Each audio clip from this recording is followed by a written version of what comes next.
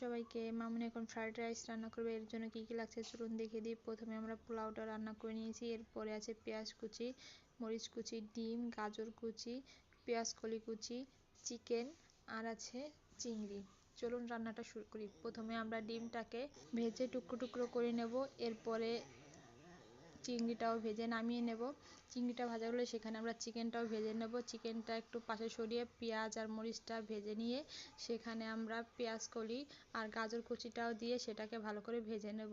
এরপর এটাও ভাজা হয়ে গেলে পরে সেখানে আমরা ডিম আর চিংড়িটা দিয়ে দেব।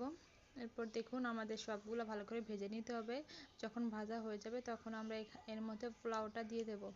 তো পোলাওটা দিয়ে আমরা হালকা আঁচে 10 মিনিটের জন্য ঢাকা দিয়ে রেখে দেব। অবশ্যই মাঝে মাঝে এসে নাড়া দিতে হবে, তা নাহলে পরে নিচে মুড়ি ধরে যেতে পারে। তো চলুন, আমাদের রান্না প্রায় কমপ্লিট। এখন আমরা এখানে টেস্টিং সল্ট, স্বাদ মতন চিনি আর গোলমরিচের গুঁড়ো দিয়ে নামিয়ে নেব। এরপরও আমরা একটু ভালো করে নাড়াচাড়া করে এটা মিশিয়ে নেব, তারপরে নামিয়ে নেব। আপনারা বাসায় একবার হলে এটা ট্রাই করবেন, এটা খেতে খুবই মজা লাগে। তো সবাই ভালো থাকবেন, সুস্থ থাকবেন, টাটা।